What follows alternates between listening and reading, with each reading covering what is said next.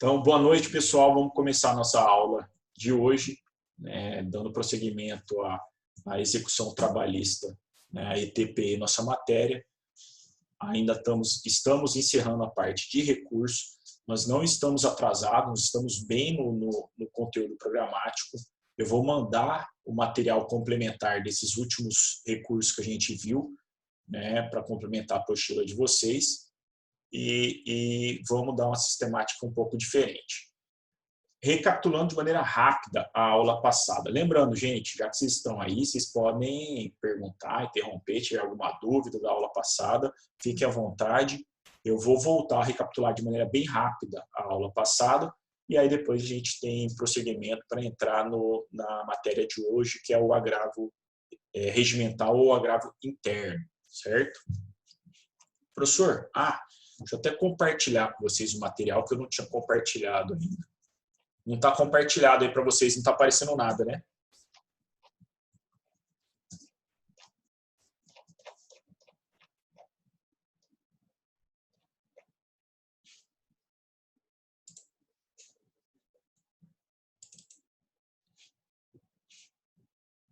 Apareceu aí, gente?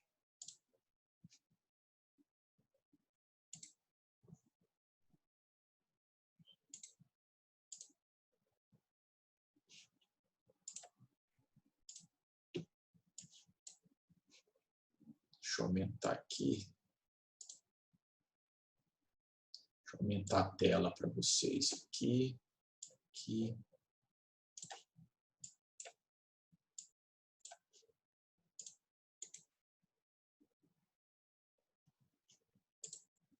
Tá, então tá. Vocês verem aí que é um arquivo de Word, que é o material complementar que eu vou mandar para vocês. Vou tentar afastar um pouco aqui, fica só aparecendo a cabeção. Bom, gente, aula passada, então, a gente estudou o agravo de petição. O que a gente tem do agravo de petição? O agravo de petição, a gente estudou que ele é um recurso específico de processo de trabalho, é um recurso que tem por objetivo impugnar decisões de juízes de trabalho proferidos na fase de execução. Tem previsão no artigo 897 da CLT, ele tem um prazo de 8 dias e segue as mesmas regras estabelecidas para recurso ordinário. Isso quanto a preparo, isso quanto a procedimento, quanto a regularidade formal, quanto a pressupostos recursais, eles são os mesmos do recurso ordinário. Então, a grosso modo, o agravo de petição nada mais é que um recurso ordinário, só que em fase de execução. Tá? Então, ao invés de você atacar uma decisão por recurso ordinário, na fase de execução, você utilizará o termo agravo de petição. O prazo é o mesmo, e voltado para atacar essas decisões proferidas em execução, certo? É um recurso tipicamente, gente, trabalhista. Vocês não vão encontrar o agravo de petição em nenhum outro ramo do direito processual, certo? O outro que a gente viu a aula passada foi exatamente o quê? Foi o agravo de instrumento, é de extrema importância. Os dois, né, que são o material aí, são os temas que serão objeto do trabalho de vocês, que vocês estão fazendo, depois vocês vão me entregar, agravo de petição e agravo de instrumento. O agravo de instrumento, a gente viu que em processo de trabalho ele tem uma sistemática totalmente diferente do processo civil. Enquanto o processo civil ele é utilizado, aí, via de regra, para fazer o ataque de decisões interlocutórias, em processo do trabalho, o agravo de instrumento ele tem outra finalidade. A finalidade é destrancamento de recurso, ou seja, atacar decisões que denegarem os recursos, os processos de recurso em processo do trabalho. Então, o agravo de instrumento, ele ataca a decisão ACO, do órgão ACO, do juízo ACO, ao realizar o juízo de admissibilidade, quando ele denega o seguimento ao recurso. Então, agravo de instrumento em processo civil, atacar a decisão interlocutória. Agravo de instrumento em processo do trabalho tem por objetivo destrancar recurso, ou seja, é feito um juízo de admissibilidade de algum recurso, esse recurso tem o seu segmento denegado para fazer o destrancamento, para você obrigar esse juiz que fez o juízo de admissibilidade a enviar o recurso para a instância superior. Certo? Prazo do agravo de instrumento. O agravo de instrumento em processo do trabalho também terá o prazo aí de 8 dias, diferentemente lá do prazo que tem lá em processo civil, certo? Então, em processo de trabalho, prazo de 8 dias. Já falei essa dica milhares de vezes. Em caso de dúvida, se for para chutar um prazo em processo de trabalho, chute 8, né? Com exceção de embargos de declaração, a gente vai falar de agravo regimental, mas, via de regra, a grande maioria de recursos de processo de trabalho tem um prazo de 8 dias, certo? Vimos algumas orientações sobre agravo de instrumento, que existem algumas regras, né, em processo do trabalho. Depois vocês vão poder recapitular isso no material complementar que eu vou mandar para vocês, né? Falamos das peças obrigatórias, mas, via de regra, o agravo de instrumento é isso. É nada mais que uma petição, né, um recurso, uma medida processual pouco mais simples, tem por objetivo enviar o recurso que não foi admitido para uma instância superior para análise do recurso que não foi aceito, certo? Normalmente foi barrado em razão da não observação de requisitos do juízo de admissibilidade. Beleza, professor? Essa é a recapitulação a jato da aula passada, sem passar pelos detalhes. Vamos falar agora do agravo regimental ou interno, para encerrar a discussão sobre os agravos, né? Então, nós temos 3 agravos em processo do trabalho: agravo de petição, agravo de instrumento e agravo regimental, ou também conhecido como agravo interno. Vocês estão vendo aí no material. Vamos pegar uma caneta aqui para tentar dar destaque. Beleza, professor, o agravo regimental tem previsão na CLT? Não, gente, o agravo regimental, ele não consta do rol do artigo 893, porque a gente falou lá que um dos princípios do processo de trabalho é o princípio da taxatividade dos recursos, ou seja, a gente mencionou quais são os recursos que são cabíveis em processo de trabalho. E lá fala recurso de agravo, e aí quando fala de agravo, a menção é agravo de petição e agravo de instrumento.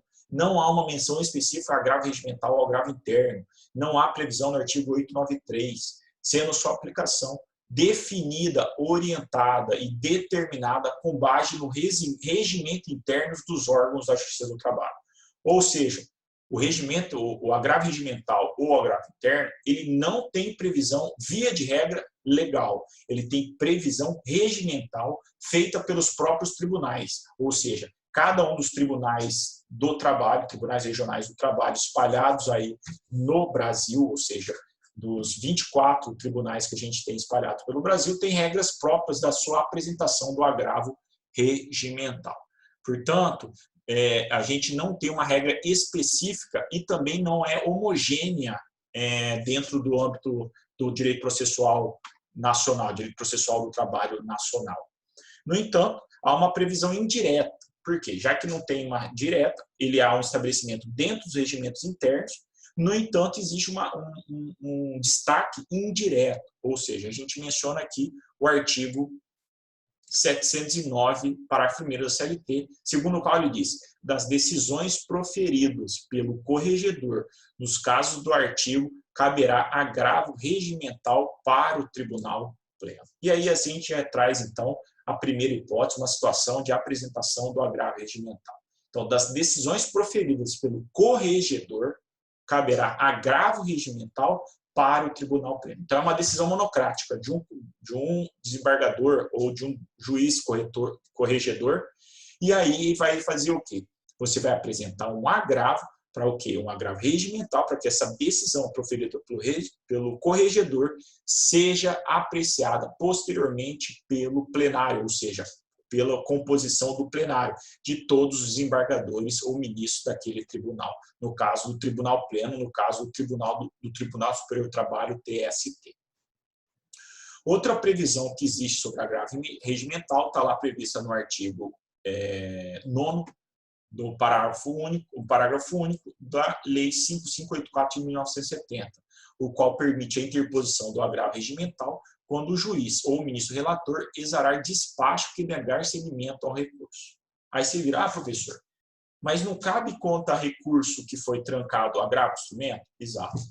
No entanto, você vai, quando se tratar de decisões no TST, para analisar recursos para serem reavaliados dentro do mesmo tribunal, ou seja, foi denegado o seguimento a recurso dentro do mesmo tribunal, você quer apresentar uma medida judicial para que seja reavaliada dentro do mesmo tribunal, aí a gente estará diante da segunda hipótese de agravo regimental, certo?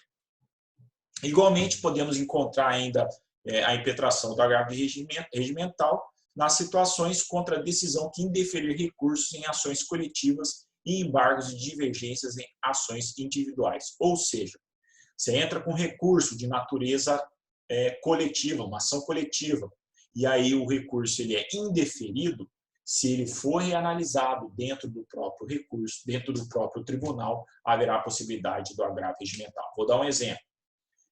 No TST existe o que se chama de seção de dissídios coletivos, que nada mais é que um setor dentro do TST voltado a ações coletivas de natureza nacional que são analisadas no TST.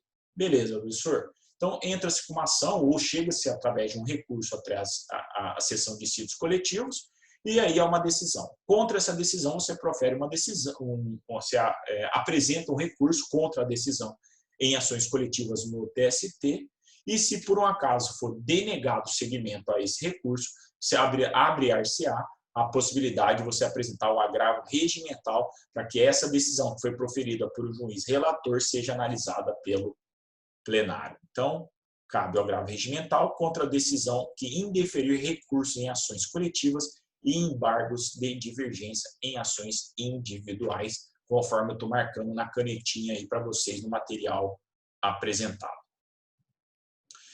Aí, seguindo, né, no próprio material aqui que a gente está disponibilizado, existe ainda o quê? Podemos, então, de maneira resumida, resumir o que a gente já trouxe até aqui, né? Fazer uma concatenação das informações trazidas. Opa, caiu aqui meu fone de ouvido. Então, o que é o agravo regimental? Nada mais é que um recurso que tem por finalidade destrancar um recurso dentro do mesmo tribunal, dentro do mesmo grau de jurisdição, com efeito meramente devolutivo. Então, é destrancamento dentro do mesmo órgão jurisdicional. Se fosse um órgão diferente, a gente apresentaria agravo de instrumento, ou seja, se fosse para levar para uma instância superior. Agora, dentro do mesmo tribunal, caberá o agravo regimental, ou conhecido também como agravinho ou agravo interno, certo? Enquanto o agravo de instrumento, então, ele tem por objetivo destrancar a ação, ou, né, aliás, o recurso com grau, né, de apreciação diferente, gradação diferenciada, existe o quê? A possibilidade do agravo regimental para a apresentação do destrancamento do recurso dentro do mesmo órgão jurisdicional, certo? Normalmente, como eu disse para vocês, ele é estabelecido, em regra, através do regimento interno do tribunal. Então, pode haver variação de algumas regras quanto à sua apresentação de acordo com o tribunal que você está trabalhando. Então, o Tribunal Regional do Trabalho do Mato Grosso tem o seu próprio regimento interno e nesse regimento interno ele tem o regramento aí referente ao agravo interno, ao agravo regimental. Então, um exemplo que pode haver, por exemplo, de distinção é prazo. Então, enquanto o regimento interno, por exemplo, do TST diz que o agravo regimental dentro do TST tem um prazo de 8 dias, a maioria dos TRTs estabelece um agravo interno, um agravo regimental, um prazo de 5 dias. Professor, como que eu vou saber qual que é o prazo? Vai depender de qual tribunal que você está trabalhando, qual é o tribunal aí que você vai apresentar esse agravo interno ou regimental. O TST, o prazo é fixo, não vai ser diferenciado. No TST, na verdade, então, o prazo para o agravo interno é de 8 dias. E nos demais tribunais, você vai ter que verificar com o regimento de cada um deles, mas, como eu disse, existem prazos de 5 e alguns desses aí, certo? Beber minha aguinha, ó aqui para vocês, ó. Beber minha água aqui, molhar o bico, para dar prosseguimento. Gente, dando prosseguimento, o que eu mencionei aí? Primeiro, o efeito dele é meramente devolutivo. Não vai haver paralisação do processo. O recurso do agravo interno, ele só vai devolver a análise do mesmo órgão jurisdicional de uma decisão proferida por, normalmente, um juiz monocrático, um desembargador monocrático, um ministro, de maneira monocrática para levar isso para uma análise do plenário, ou seja, para uma análise coletiva.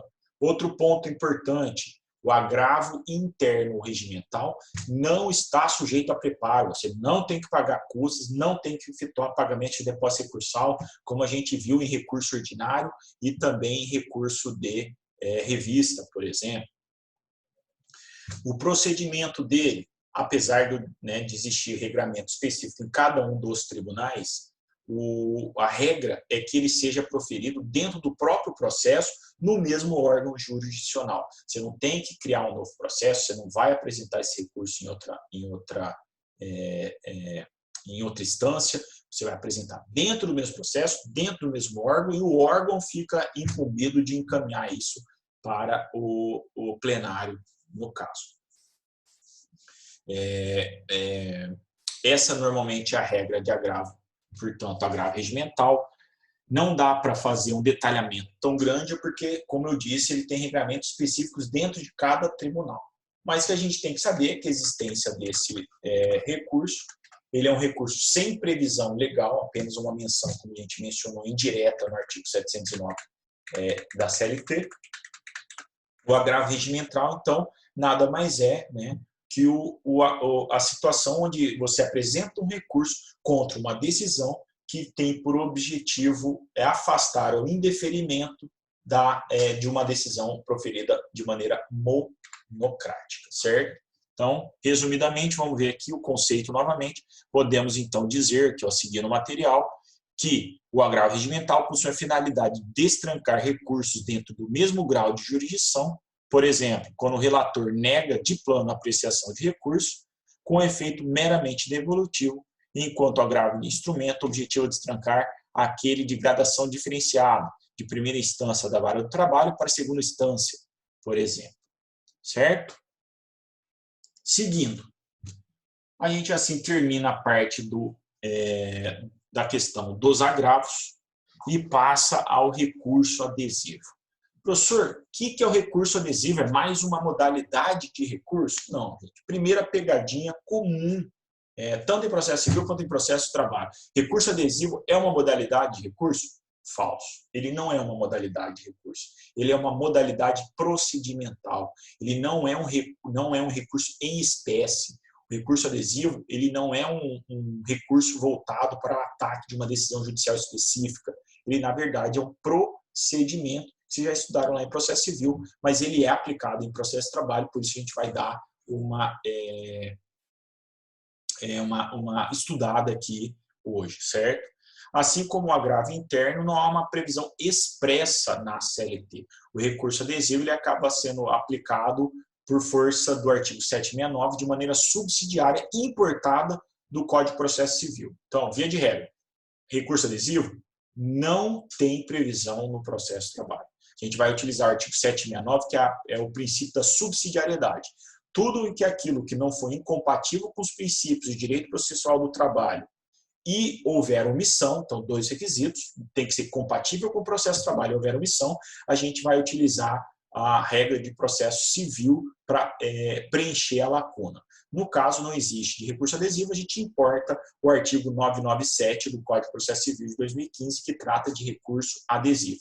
Lembrando, recurso adesivo ele é um procedimento de apresentação de recurso.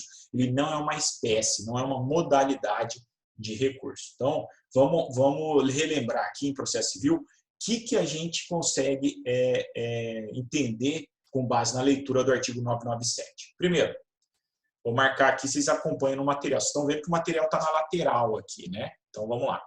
Artigo 997 do CPC, Código de Processo Civil. Cada parte intemporal recurso independentemente, no prazo e com observância das exigências legais. Então, caput, cada parte interporá o recurso independentemente, no prazo e com observância das exigências legais. Parágrafo 1º.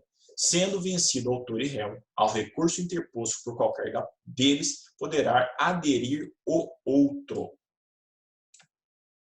Parágrafo 2º. O recurso adesivo fica subordinado, marcar só o subordinado. Opa, ao recurso independente, sendo-lhe aplicadas as mesmas regras deste quanto à admissibilidade de julgamento no tribunal. Então, vamos lá. Professor, se diz que ele é um procedimento, ele não é um recurso de espécie. Como assim? Vamos imaginar uma situação onde a gente tem uma decisão de primeiro grau, uma sentença proferida por um juiz do trabalho sobre horas extras, sobre férias, houve a decisão. Você está insatisfeito, né, com a decisão, mas você ganhou boa parte dos pedidos. Apesar de você não concordar, você perdeu, digamos aí que tem 10 pedidos, você perdeu um. Só que você fica pensando, pô, será que vale a pena eu recorrer, perder tempo para recorrer de um único pedido que eu pedi, né, de que eu perdi, sendo que eu ganhei 9? Aí você fica o quê? Não, vou ficar quieto, não vou recorrer. Se porventura a parte que perdeu vem e apresenta um recurso, abrirá-se-á a possibilidade de você apresentar aí sim o seu recurso adesivo. O que é isso? Por ter a parte apresentado o recurso dele, você, ao invés de só apresentar a defesa ao recurso dele, você apresenta a defesa ao recurso dele, as contrarrazões ao recurso dele, mas também abrirá a possibilidade de apresentar o recurso adesivo, que nada mais é que a apresentação de um recurso em razão do seu descontentamento com a decisão judicial. Inicialmente, você não iria recorrer. No entanto, em razão da outra parte ter apresentado o recurso, no prazo alusivo à resposta ao recurso dele, você vai apresentar o seu recurso adesivo. Então, um exemplo que eu mencionei, saiu uma decisão, você ganhou 9 itens e perdeu um pedido.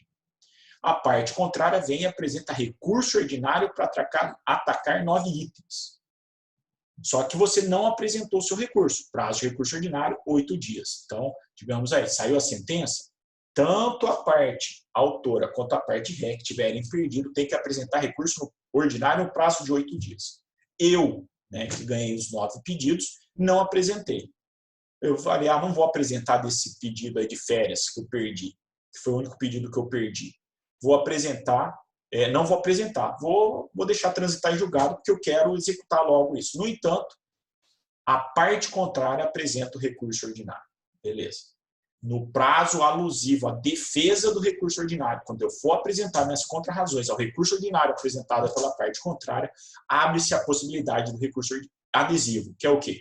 Eu apresentar o recurso ordinário vinculado ao recurso do indivíduo, mas apenas referente àquele pedido único que eu não havia ganho.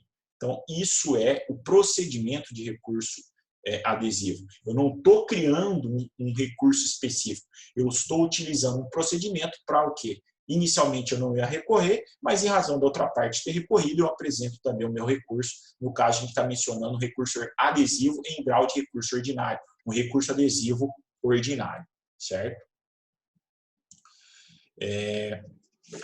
Quando que é possível está sendo claro, gente? Eu vou mencionar outros exemplos, tá? Nós estamos com a mão amarrada aqui, mas eu vou trazer outros exemplos referente à questão do recurso adesivo. Certo, Jamil? Estou vendo aí que você está acompanhando. Isso aí. Então, quando que será cabível, em quais situações esse procedimento do recurso adesivo são possíveis? Então, o recurso adesivo ele é cabível no recurso ordinário que eu acabei de mencionar, em agravo de petição, no agravo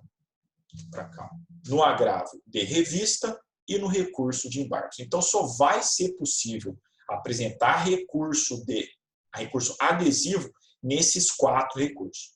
Recurso ordinário, agravo de petição, recurso de revista e recurso de embargos. E como eu disse, gente, qual que é o procedimento do recurso adesivo?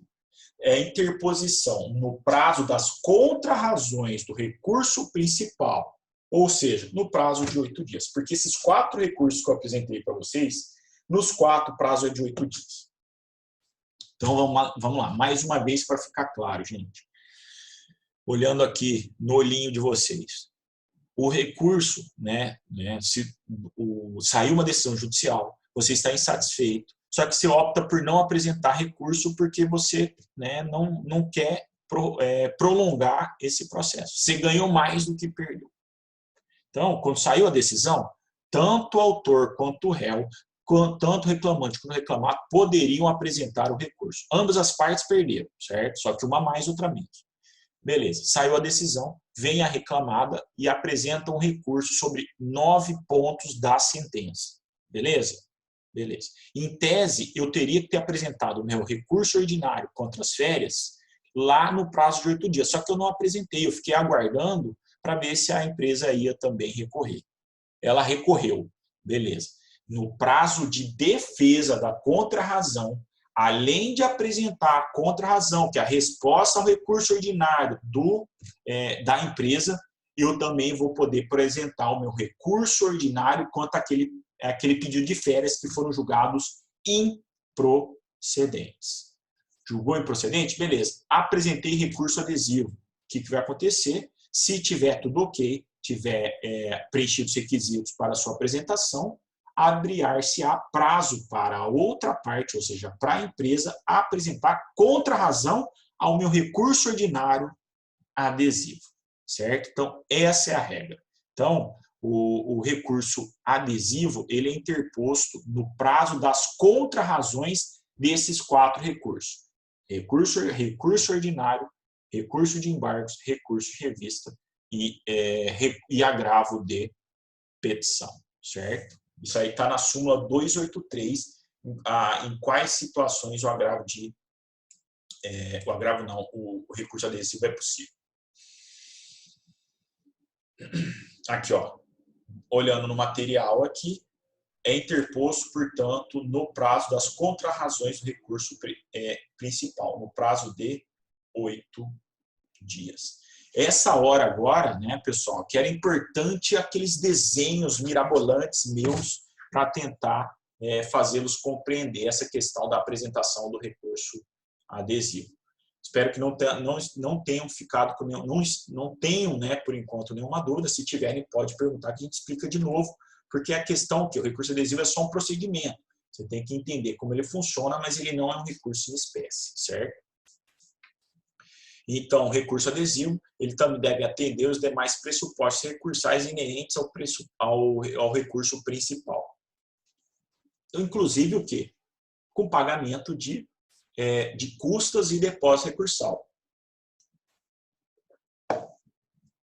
Ou seja, a gente está mencionando aqui o exemplo do recurso adesivo em recurso ordinário, ou seja, na apresentação do recurso ordinário. A gente viu que o recurso ordinário, para você poder passar pelo juízo de admissibilidade, você tem que observar a tempestividade, você tem que observar a questão de recolhimento de custas, de recolhimento de depósito recursal.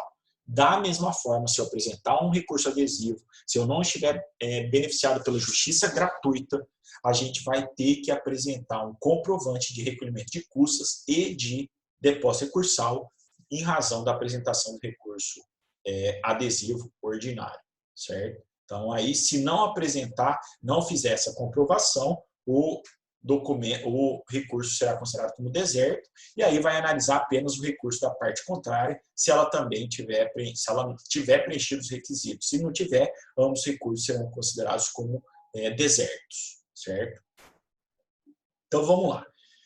Professor, o que é indispensável? Quais são os pontos que são necessários no recurso adesivo? Primeiro, ambas as partes têm que ser vencedoras e perdedoras na decisão judicial. Se eu ganhei tudo, tem como eu apresentar um recurso adesivo? Eu ganhei todos os 10 pedidos que eu fiz na minha petição. Se a parte contrária apresentar um recurso ordinário contra a decisão que me deu os 10 pedidos, eu vou poder apresentar recurso adesivo? Não, gente. Por quê? Porque o recurso adesivo depende do quê? De uma derrota. Eu tenho que ter sido sucumbente a algum pedido. Então, se eu fui sucumbente a algum pedido, eu não estou recorrendo agora, mas a outra parte recorre, aí eu falei, não, já que ela recorreu, eu também vou recorrer. Então, aí eu vou poder me valer do recurso adesivo. Mas, para isso, ambas as partes têm que ser vencedoras e perdedoras, ainda que seja pelo menos em um único pedido, que foi no exemplo que eu mencionei aí para vocês. Certo? Então, aqui, ó, vamos falar aqui, ambas as partes concomitantemente têm que ser vencedoras e perdedoras. É preciso que autor e réu tenham tido suas pretensões parcialmente negadas, certo? O outro ponto que é imprescindível aí, que é necessário, é a possibilidade da parte ter recorrido de forma autônoma. Ou seja, saiu a decisão que eu tinha dito. Eu posso recorrer? Posso, mas eu não vou recorrer, eu vou aguardar a outra parte. A outra parte recorre, aí eu também, já que ele recorreu, eu vou recorrer. Mas o meu direito de recurso ele é autônomo. Eu poderia ter apresentado o recurso ordinário antes? Poderia. Mas eu quis aguardar. Se a outra parte não recorre, eu também não recorreria para começar logo a fase de execução. Certo? Então, o recurso adesivo apenas tenha sido utilizado no lugar do recurso que a parte poderia ter interposto. E no prazo referente o que? A resposta. A existência do recurso principal ao qual está atrelado o recurso adesivo. Assim, se aquele não for conhecido, se houver desistência do recurso principal, esse estará prejudicado. Esse é um ponto importante, gente. O meu direito de recurso ele é autônomo e independente. Se o réu apresentou recurso e eu apresentei recurso ordinário, lindo, os dois vão subir se tiverem preenchido os requisitos e vão ser os dois analisados no Tribunal Regional de Trabalho. No entanto, se eu apresentar o recurso, né, a parte contrária apresenta o recurso ordinário, e eu não apresentei o meu recurso ordinário autônomo, eu deixei o quê? Eu deixei para ver se ele ia recorrer. Ele recorreu e eu vou me valer do recurso adesivo. Beleza, posso? Pode. No entanto, meu recurso adesivo ele está atrelado ao recurso da parte contrária. Se por um acaso a parte desistir do recurso ordinário dela, ou se por um acaso no juízo de admissibilidade não for admitido o recurso dele, vai cair também o meu recurso adesivo. Ou seja, eu tinha autonomia para apresentar lá, mas se eu utilizei esse procedimento de recurso adesivo, como o próprio nome diz, o adesivo ele estará colado, ou seja, ele estará inerente às situações referentes ao recurso da parte contrária. Se ele não for conhecido, se o recurso da outra parte não for conhecido, não passar pelo juízo de admissibilidade, o meu recurso também adesivo estará prejudicado, certo? Por fim, existe ainda o que se chama de pedido, né? Encerramos, gente, aí a questão do recurso adesivo. Ficou claro, gente, o recurso adesivo? Se já estudaram em processo civil, eu fiz apenas uma análise agora trazendo para processo do trabalho, certo? Se ficou alguma dúvida, podem perguntar aí e interromper, gente. E, por fim, o último ponto quanto a recurso em direito do trabalho é o que se chama de pedido de revisão. Como o próprio nome diz, pedido de revisão não é também um recurso. Veja que eu deixei para o final dois institutos que, apesar de um ter nome de recurso adesivo, e o outro ter um pedido de revisão, eles não são tipicamente considerados como recursos ou recursos trabalhistas. O outro é o pedido de revisão, que tem previsão lá na Lei 5584 de 1970, aqui, ó, certo? Que trata do rito de alçada, que é aquelas causas até 2 salários mínimos. E diz o quê? Que é, se a ação for distribuída na X-Trabalho, desprovida de valor da causa, o juiz em audiência fixará o seu valor para efeito de alçada. Não satisfeita, a parte poderá, em razões finais, impugnar o valor atribuído pelo magistrado. Caso esse mantenha o valor arbitrado, poderá, então, haver a interposição do que se chama de pedido de revisão, que será interposto no Tribunal Regional do Trabalho para que haja a análise. Ou seja, o pedido de revisão não tem efeito suspensivo e é exclusivo para análise do efeito do valor da causa, certo? Isso é o valor típico. E existe também o que se chama de a possibilidade de apresentação também, gente, do pedido de revisão. Quando há uma decisão, você pode pedir aí que o juiz se retrate daquela decisão, caso você entenda que não foi a melhor. No entanto, esse também é denominado de pedido de revisão, mas não tem tanta aplicação, porque muito dificilmente os magistrados voltam atrás das suas decisões. Certo, gente? Então, assim a gente para por aqui, até porque vocês estão adiantados em relação ao período, à turma do matutino. Vamos passar, não está encerrando a aula, fiquem tranquilos, vamos passar a análise agora de um recurso específico desses últimos que a gente analisou, vocês verem na prática a parte da teoria sendo aplicada na prática que é um ponto aí também de estudo, e também para afastar, porque eu me lembro muito bem que era muito difícil, ainda é, né, gente? Ninguém sabe tudo, mas é difícil você tentar encaixar a questão da teoria na prática. Então, a gente vai fazer a união agora. Vou encerrar e vou fechar esse material aqui que a gente não vai mais utilizar hoje, certo? E vamos compartilhar um outro documento. Aqui. Estão vendo aí, gente? Está aparecendo aí a petição? Me confirmem aí só para eu poder... Deixa eu ver aqui.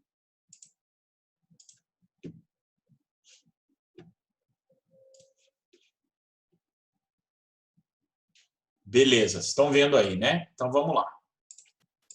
É um recurso lá do escritório, né? Até porque para poder utilizar, depois não ser cobrado por direitos autorais, eu tomei só o cuidado aí de né, esconder o nome das partes, só por preservação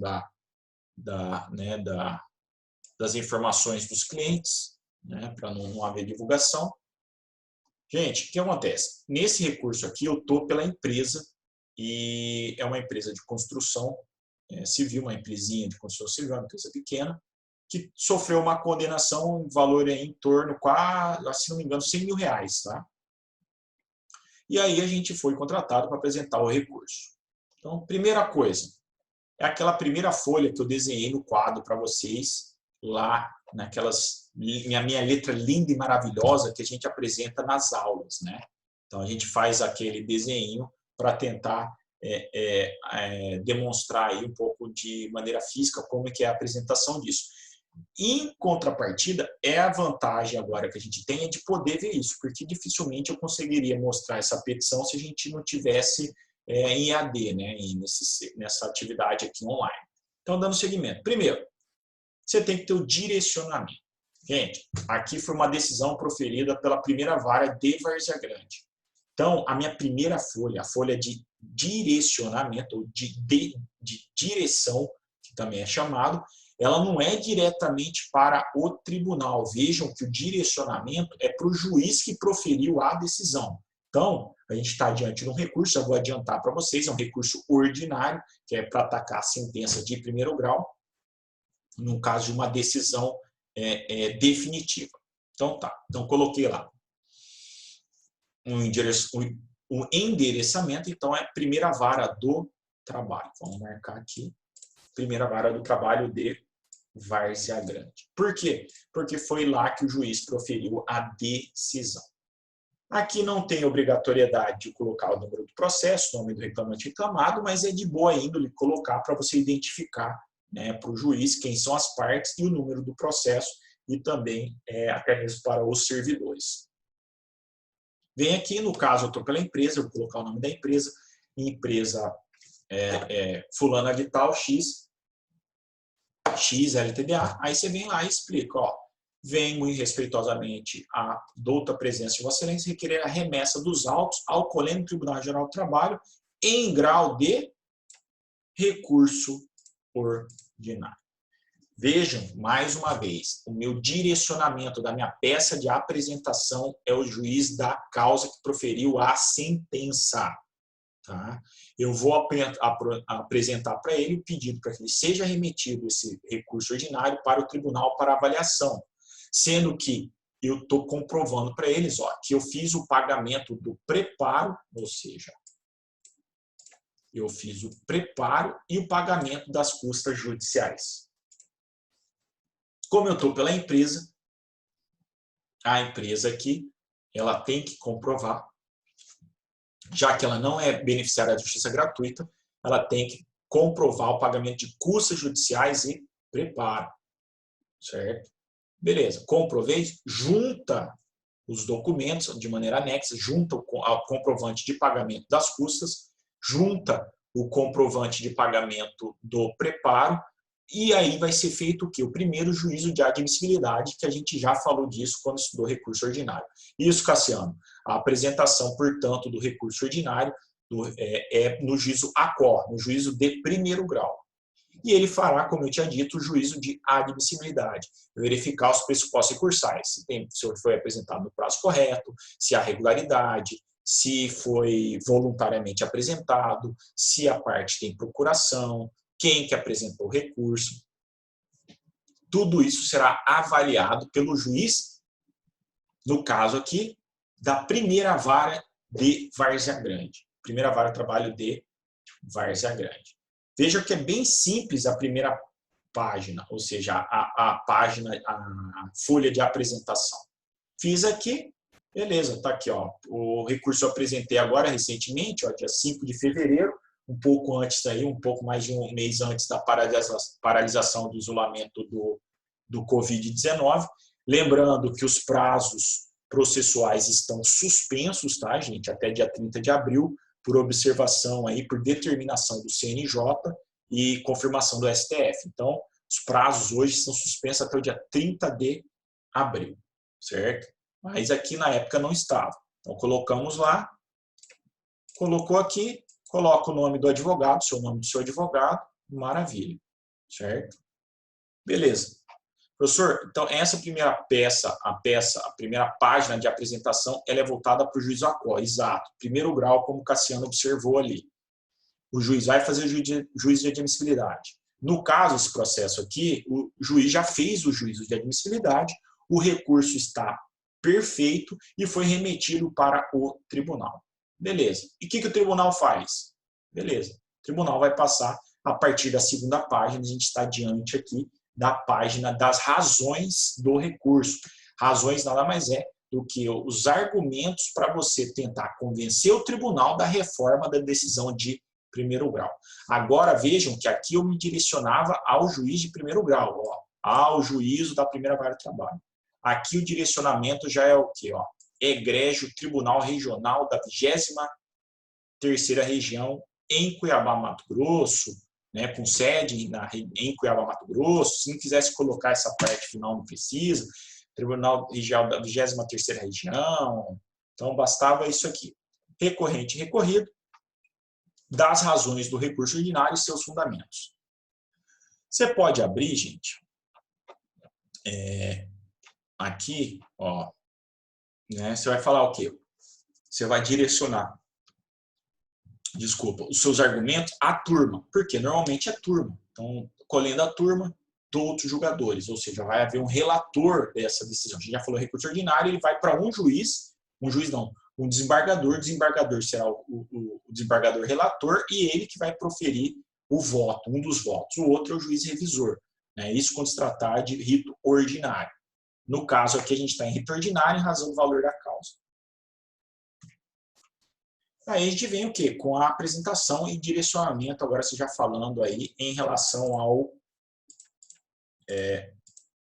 direcionado ao tribunal. Aí vem lá. Data máxima vênia da decisão e fundamentação da meritíssima juíza substituta monocrática de primeiro grau. A quem que eu estou me referindo?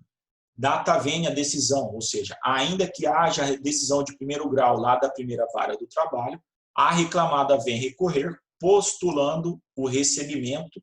Lembra, gente, diferença de recebimento e provimento, que eu passei aquela vergonha?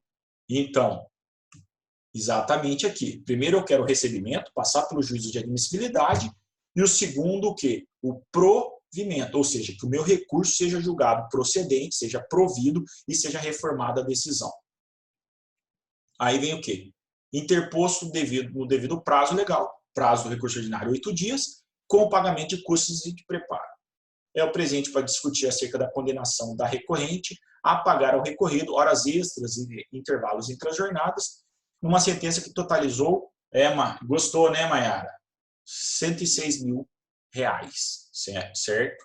Então, a gente está diante de uma condenação da empresa. A empresa me procurou para fazer o recurso, certo? Normalmente, gente, só não é bonito para quem foi condenado, né, Maíra? Você só não queria ser o empresário que tomou, né? Maiara. Oh, meu Deus. Por isso que eu gosto de chamar de Elza, aqui não tem eu.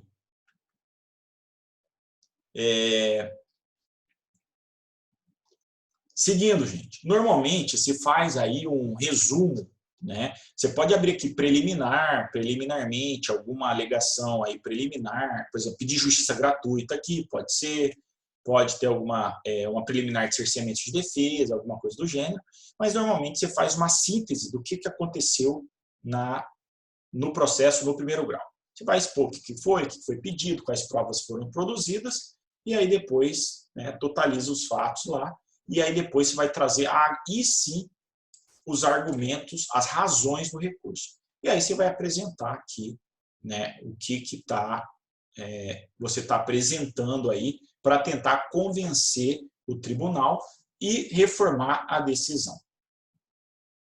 Gente, ponto importante.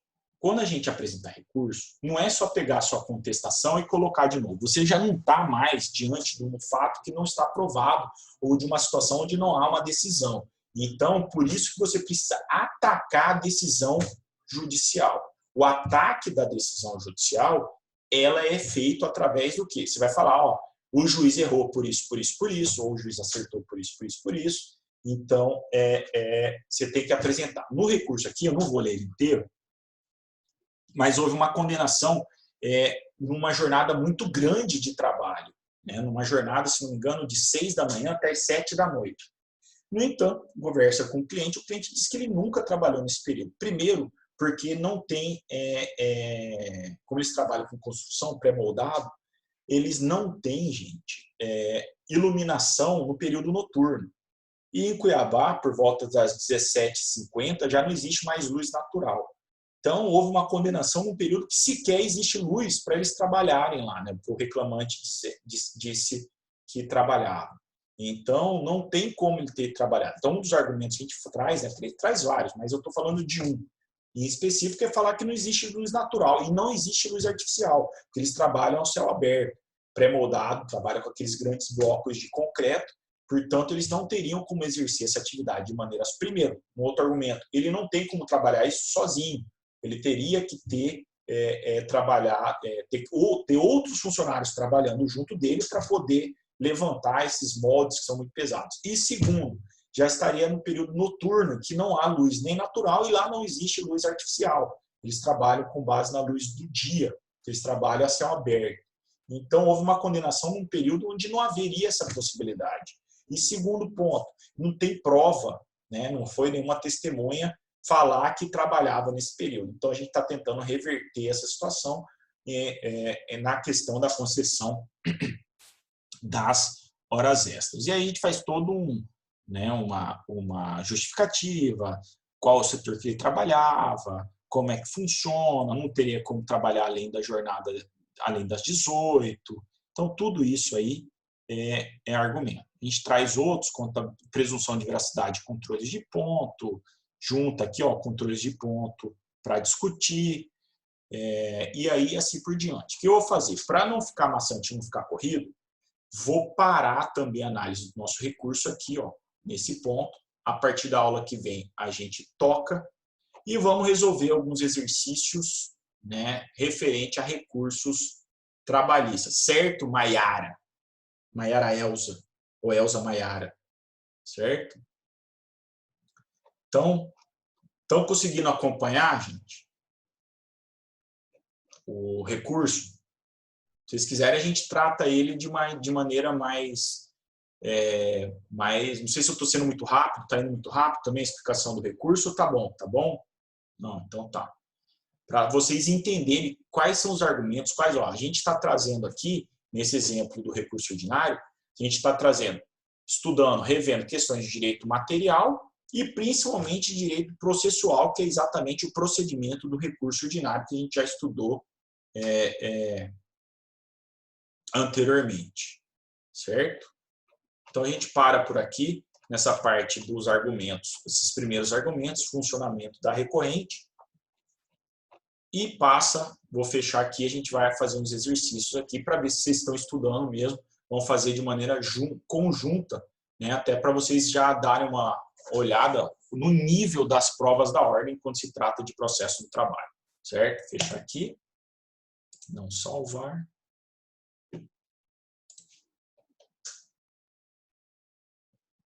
Vamos compartilhar um novo documento.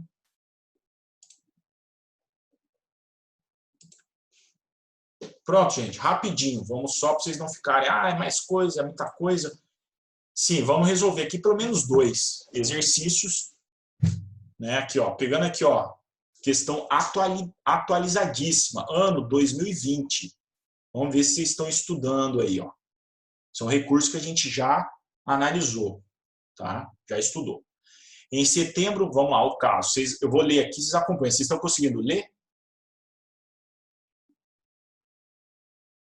Estão normais sim, Roberto. Tudo funcionando, PJE.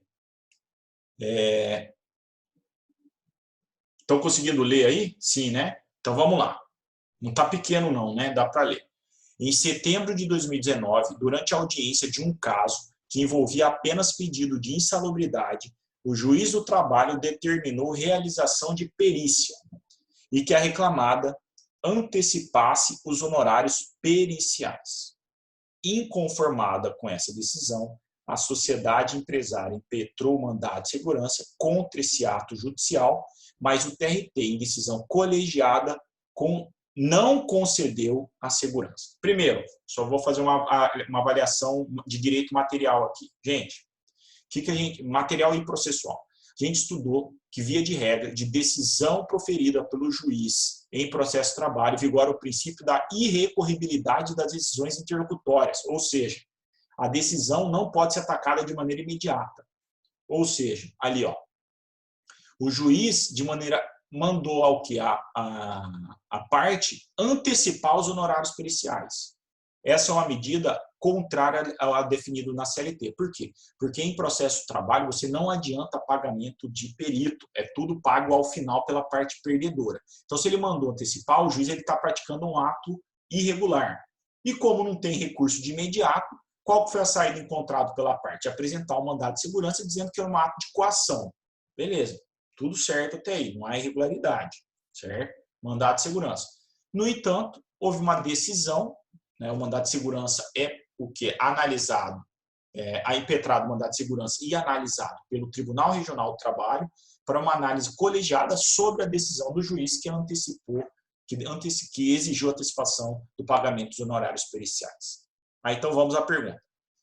Caso a sociedade empresária pretenda recorrer dessa decisão, assinale a opção que indica a medida recursal da qual deverá se valer. Gente, contra o que nós estamos recorrendo agora? Nós estaremos recorrendo contra a decisão do mandado de segurança. Contra o mandado de segurança vai caber que recurso? E aí, gente? O que vocês acham aí? Quem quiser pode colocar no chat aqui, né? Vamos lá. Cabe agravo de instrumento? Cabe recurso ordinário? Cabe agravo de petição? Ou cabe recurso de revista? Lembrando que eu vou apresentar esse recurso para onde? Tá? Esse recurso aí depois ele vai ser analisado pelo TST, tá? No caso aqui apresentado. Então vamos lá. Vamos analisar os nossos recursos que a gente já estudou de maneira bem resumida. Primeiro, vamos começar de baixo para cima aqui. Não, vamos começar pelo primeiro, não. Agravo de instrumento. O agravo de instrumento ele é o quê? Ele nada mais é do que um recurso voltado para destrancar recurso, certo? O meu recurso ele foi negado aqui? Não foi, gente. Então, o que foi feito foi uma prática irregular pelo juiz, eu apresentei mandado de segurança, não tem recurso nenhum que foi trancado. Então, eu corto o agravo de instrumento. Não é agravo de instrumento. Estamos em fase de execução?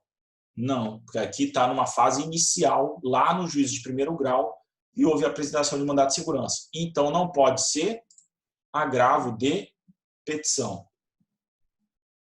Pode ser recurso de revista?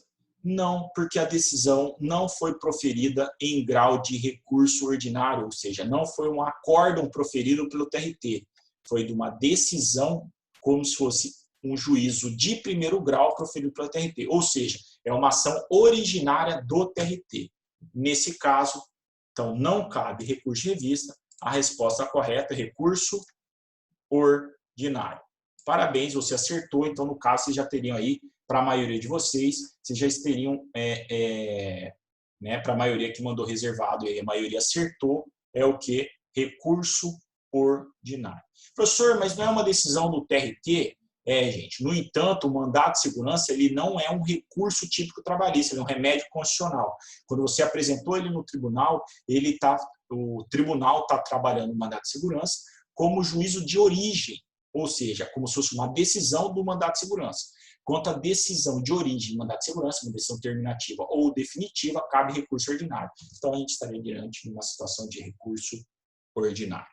Vamos resolver pelo menos mais uma aqui e eu libero vocês para vocês irem para alguma balada sertaneja, uma balada live, né, sertaneja, que deve estar passando hoje aí, porque tá na moda, né? Então, vamos lá. Questão de 2017. Novamente, todas as questões aqui são de OAB.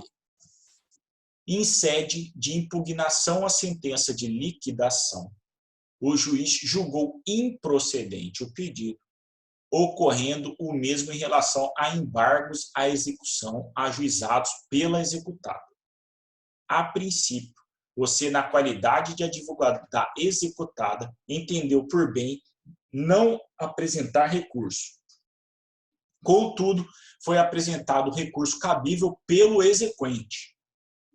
Diante disso, assinale a alternativa correta. Então, vamos lá, gente. Recapitulando rapidamente aí. Em sede de impugnação à sentença de liquidação. O que é sentença de liquidação? É uma decisão que faz análise de cálculo, define o valor do processo. O juiz julgou improcedente o pedido, ocorrendo o mesmo em relação a embargos à execução ajuizados pela executada. Então, a executada perdeu a ação, houve a sentença de liquidação, ele apresentou um embargo de execução, que é uma ação autônoma em fase de execução, e dessa decisão o juiz julgou improcedente. A princípio, você, na qualidade de advogada executada, entendeu por bem que não era bom recorrer desse embargo de execução. Contudo, foi apresentado recurso cabível pelo exequente, ou seja, o exequente apresentou recurso contra os embargos de execução. Diante disso, assinale a alternativa correta. Vamos lá. A parte exequente, letra A.